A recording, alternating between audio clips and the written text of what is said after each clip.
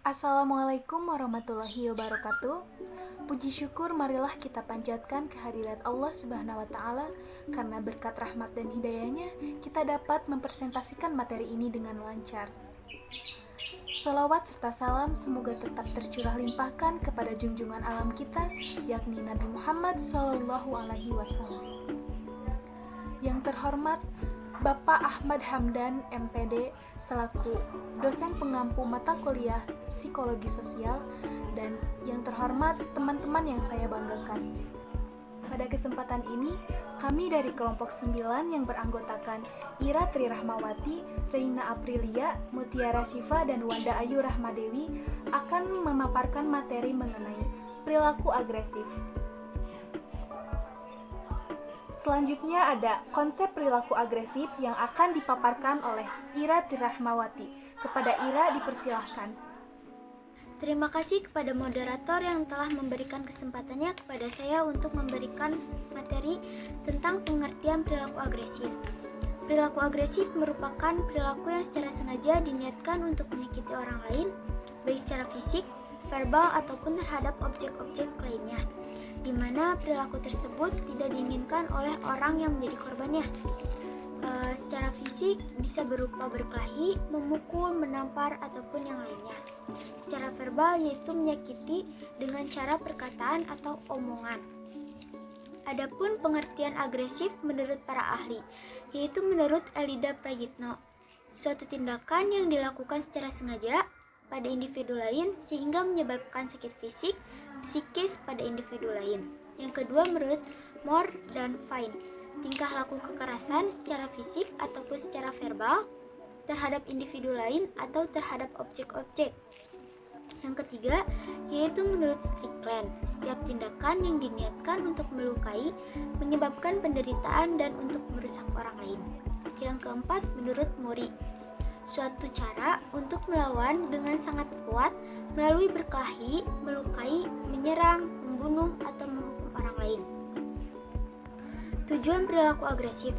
Berdasarkan tujuannya, agresif sebenarnya tidak selalu ditunjukkan untuk membahayakan atau melukai orang lain.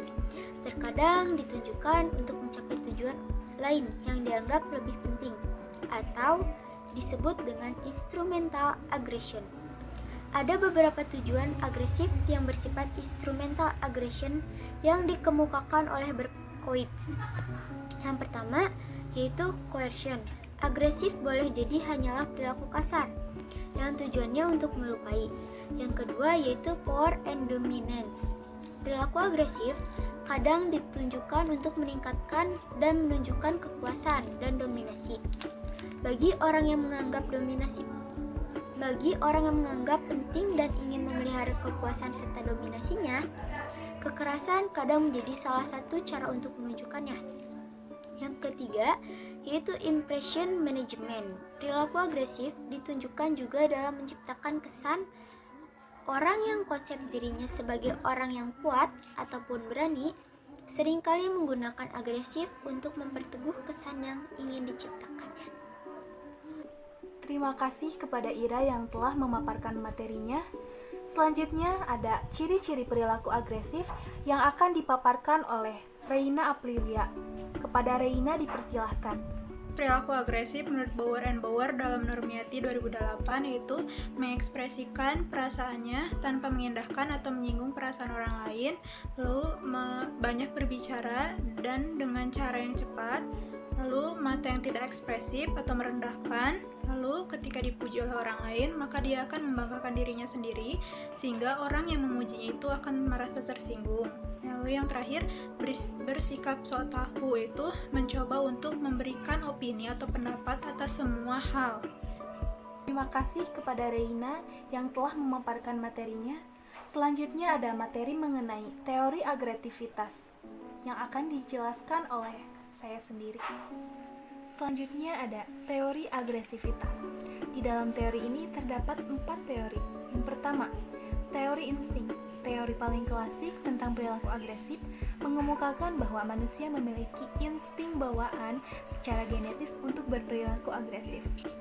Tadashi M. Felsen menjelaskan bahwa kaum etologis menyebutkan beberapa karakter dari insting, yaitu Yang pertama, merupakan sebuah perilaku kompleks yang terdiri dari serangkaian respon. Hal ini berbeda dengan refleks yang lebih sederhana dan terjadi tanpa kendala otak. Yang kedua, secara otomatis terbangkitkan oleh stimulus yang ada di lingkungan. Perilaku karena kebiasaan pun terjadi secara otomatis, tapi kebiasaan tidak bersifat diturunkan. Yang ketiga, insting bersifat innate, artinya insting tidak dipelajari secara halnya kebiasaan. Yang keempat, merupakan pola berpikir dari suatu spesies tertentu. Semua manusia dilengkapi dengan insting yang diperoleh melalui belajar sosial atau modeling. Selanjutnya yang kedua ada agresi sebagai reaksi peristiwa yang tidak menyenangkan. Teori hipotesis frustasi agresi berpendapat bahwa agresi merupakan hasil dorongan untuk mengakhiri keadaan frustasi seseorang. Frustasi sendiri adalah kendala-kendala eksternal yang menghalangi perilaku bertujuan seseorang.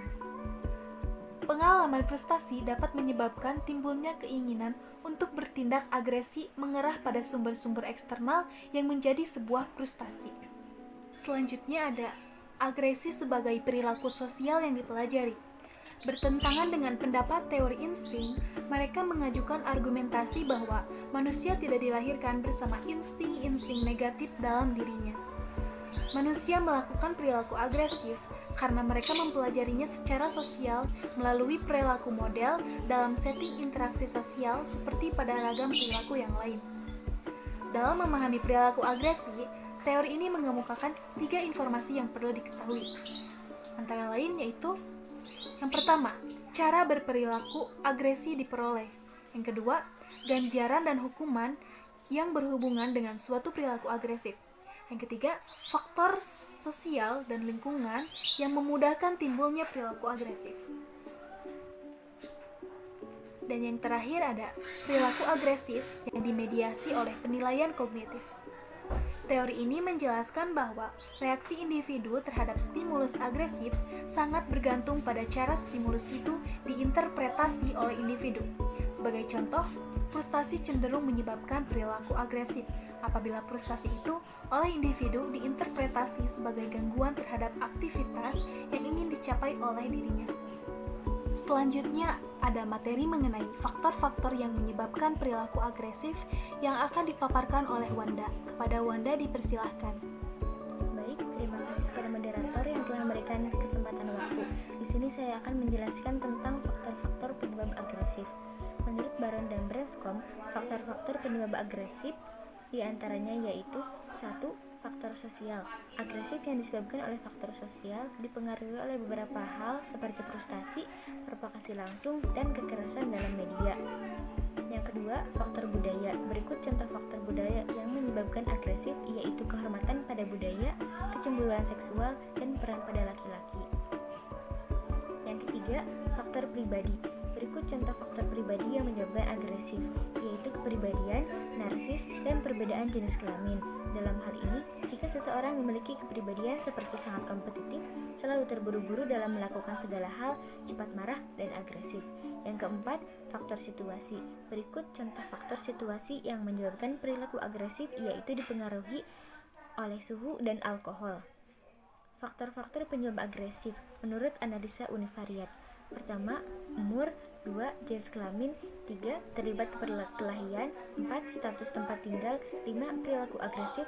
6. Pola asuh. 7. Teman. 8. Frustasi. Dan 9. Media elektronik. Sekian, terima kasih pemaparan dari saya. Terima kasih kepada Wanda yang telah memaparkan materinya. Selanjutnya ada bentuk-bentuk perilaku agresif yang akan disampaikan oleh Reina. Kepada Reina dipersilahkan.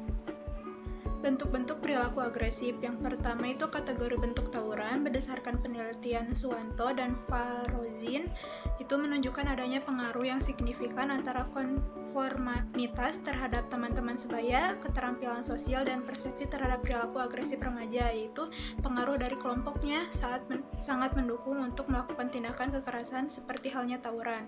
Yang kedua itu kategori bentuk kontak fisik.